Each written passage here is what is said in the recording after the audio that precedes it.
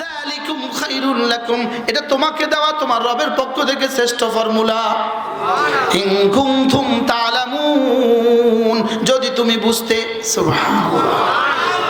এবার ফাইদা কুদিয়াতিস সালাতু, নামাজ শেষে ফান্তাশিরু ফিল আরদি, আবার ফিরে যাও কাজে, নামাজ শেষে ফিরে যাও কাজে। তালাশ করো রিজিক, ওয়াবতাগু মিন ফাদলিল্লাহ, তালাশ করো রিজিক, ওয়াযকুরুল্লাহ কাসীরা, রিজিক তালাশের ফাঁকে ফাঁকে বেশি করে করে ডাকো আমাকে, লাআল্লাকুম তুফলিহুন, সফল আমি করে দিব তোমাকে। এজন্য আমার জীবনের ফর্মুলা কাজ, নামাজ, জিকির, গুনাহ ছেড়ে দেওয়া। সুবহানাল্লাহ।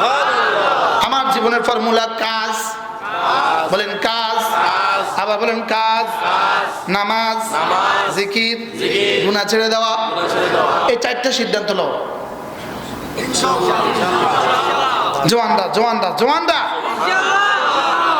কাজ, বলো কাজ, নামাজ, জিকির, গুনাহ ছেড়ে দেওয়া। কি কি কি কি কি কি?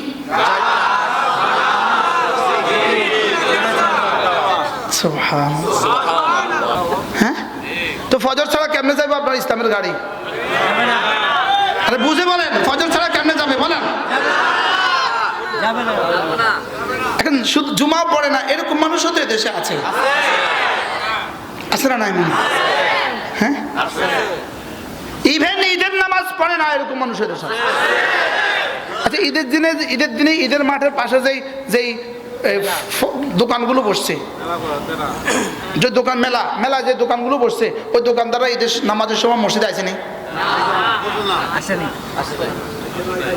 বছরে কয়বার? যে কমপক্ষ ঈদের নামাজের 2 রাকাত পড়তে পারে নাই, তাকে রিজিক দেওয়ার জন্য রবের টাকা লাগছে কেন?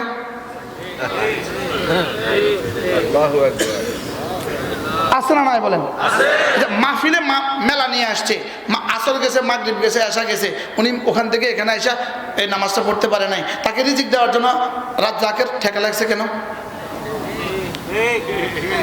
বুঝে দেখ। এই জন্য এরা মত পর্যন্ত এ ফুতুলে বেচবো, মগর বিল্ডিং আর হবে না। বাস্তব না বাস্তব বলেন? তাহলে নিয়ত করেন আজ থেকে, মান আমিলা সালিহান মিন যাকারিন আও উনসা ওয়া হুয়া মুমিন। রব্বে কারীম আমাকে দিয়েছেন দুটো জিনিস, একটা হলো দুনিয়া, একটা হলো আখিরাত। এবার রব বলেন, তুমি যদি দুটো কাজ করো আমি তোমার দুটো সাজিয়ে দিব। তুমি যদি ঈমান আনো, তুমি যদি আমল করো, তুমি যদি ঈমান বানাও, তুমি যদি আমল বানাও, আমি তোমার দুনিয়া সাজিয়ে দিব, আমি তোমার আখিরাত সাজিয়ে দিব। সুবহানাল্লাহ। বলেন, আমার ঈমান, আমার আমল, আমার কাজ হলো ঈমান আমল, রবের কাজ হলো শুধু বলে জান্নাত, আমার দুনিয়া, আমার আখিরাত। সুবহানাল্লাহ। শুধু দুনিয়া, শুধু দুনিয়া, শুধু দুনিয়া, শুধু দুনিয়া, শুধু দুনিয়া, শুধু দুনিয়া। না না, দুনিয়া সুন্দর হইলে আখিরাত সুন্দর হয় না, আখিরাত সুন্দর হইলেই দুনিয়াও সুন্দর হয়ে যায়। এজন্য আমাদের দেশের ইমাম সাহেবদের বেতন 10,000, 12,000, 15,000, লেকিন কোন ইমামের আলহামদুলিল্লাহ কিস্তি নাই। বাস্তব না বাস্তব? হ্যাঁ, উচিত কি ছিল? এদেশে সিএনজি ওয়ালার ডেলি ইনকাম কত? ডেলি যদি 1,000 হয়, মাসে 30,000। অটোওয়ালার ডেলি ইনকাম কত? ডেলি যদি 500 হয়, মাসে 15,000। এবার জরিপ চালান, কয়টা সিএনজি ওয়ালার কত টাকা কিস্তি আছে? জরিপ চালান, কিস্তির অভাব নাই। বাস্তব না বাস্তব? হ্যাঁ, না এদেশের শিল্পপতিদের তো কিস্তি নাই। হ্যাঁ,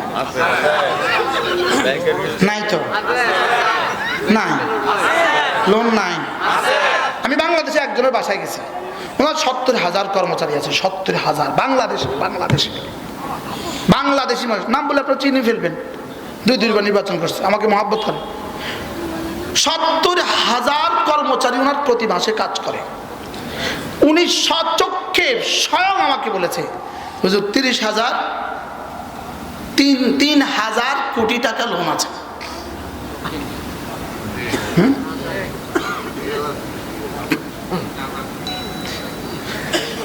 3,000 কোটি টাকা লোন।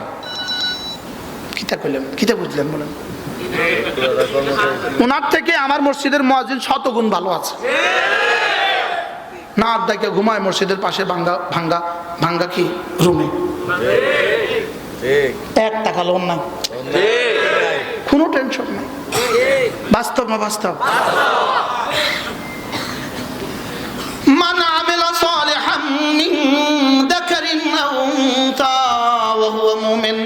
ঈমান বানাবা, আমল বানাবা, ঈমান বানাবা, আমল বানাবা। আমি তোমার দুনিয়া বানিয়ে দিব, আমি তোমার আখিরাত বানিয়ে দিব। তুমি ঈমান বানাবা, তুমি আমল বানাবা, আমি তোমার দুনিয়া বানাবো, আখিরাত বানাবো। এই জাতির 18 কোটি মানুষের বালেগ পুরুষগুলো আর বালেগ নারীগুলো যদি শুধু ঈমান আমল উপর উঠে যেত, এই দেশের আমিরুল মুমিনিন বানিয়ে দিত বাইতুল মুকাররমের খতিবকে। আপনাদের অবগতির জন্য বলছি, আজকের বাইতুল মুকাররমের যিনি খতিব হযরত মাওলানা আব্দুল মালিক হাফিজাহুল্লাহ, আব্দুল মালিক হাফিজাহুল্লাহ, আমার দিল বলে বাংলাদেশের ইতিহাসে বাংলাদেশি কোনো মা তার মতো কাউকে জন্ম দেয় নাই। সুবহানাল্লাহ বলবেন। তার বুকের ফাটাটা কত বড় আপনি চিন্তা করেন। বেগম জিয়ার জানাজা, সারা পৃথিবীর কূটনীতিকরা সব আছে, প্রধান উপদেষ্টা আছেন, তারেক জিয়া মহোদয় তিনিও আছেন, আর তিনি ওই জানাজার মঞ্চে বলে ফেললেন এটা জানাজা, জানাজা মানে দোয়া, এত ছবি তুলতে হয় না। দুঃসাহসটা কত!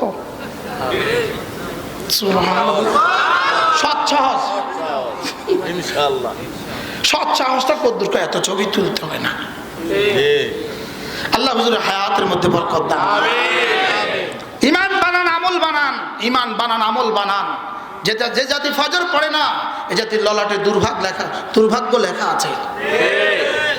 যে জাতি আসর পড়ে না, যে জাতি নামাজ পড়ে না, যে জাতির যুবক মোবাইলে জীবন দিচ্ছে, তোমাদের সামনে অটো ছাড়া কি আছে আমার এটা বোঝায় বলো। বাস্তব না বাস্তব? ম্যাট্রিক পরীক্ষার্থী ছেলে মোবাইলে জীবন দিয়ে দিল, ইন্টার পরীক্ষার্থী ছেলে মোবাইলে জীবন দিয়ে দিল, জীবন দিয়ে দিছে মোবাইলে। ওটার ভিতরে ওর জান আছে, এটার ভিতরে ওর জীবন, এটার ভিতরে ওর দুনিয়া, এটার ভিতরে ওর আখিরাত। কি বলছি? খোদার কসম, তোমার মসজিদে তোমার দুনিয়া, তোমার আখিরাত। হাইয়া আলাল ফালাহ, কল্যাণের দিকে আসো। সুবহানাল্লাহ বলে। মান আমিলা সালিহাম মিন যাকারিন আও উনসা ওয়া হুয়া মুমিন। ঈমান বানাবা, আমল বানাবা। সুবহানাল্লাহ। তোমাদের কাজ করতে কেউ বাধা দেয় নাই, কাজের জায়গায় কাজ করবা। আমি বলি বন্ধু, যখন তুমি ব্যস্ত থাকো কাজে, যখন তুমি ব্যস্ত থাকো কাজে, আজান হলে ছুটে যাও নামাজে, ছেড়ে দাও হাতের কাজ, পড়ে নাও নামাজ। যালিকুম খায়রুল লাকুম, এটা তোমাকে দেওয়া তোমার রবের পক্ষ থেকে শ্রেষ্ঠ ফর্মুলা। ইন কুনতুম তা'লামুন, যদি তুমি বুঝতে। সুবহানাল্লাহ। এবার ফাইদা কুদিয়াতিস সালাতু, নামাজ শেষে ফান্তাশিরু ফিল আরদি, আবার ফিরে যাও কাজে, নামাজ শেষে ফিরে যাও কাজে।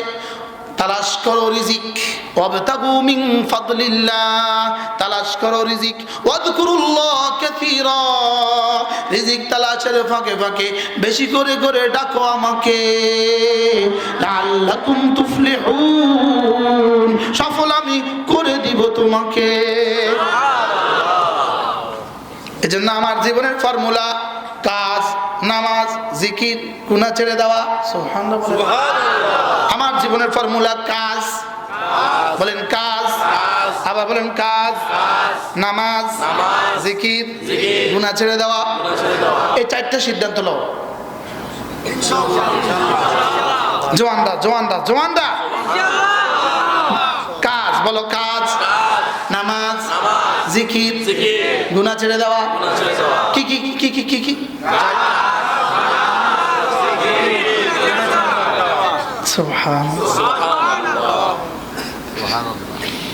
এটা যদি আমাদের রাষ্ট্রের সিদ্ধান্ত হইতো, কোন যুবক কাজ ছাড়া থাকতে পারবে না।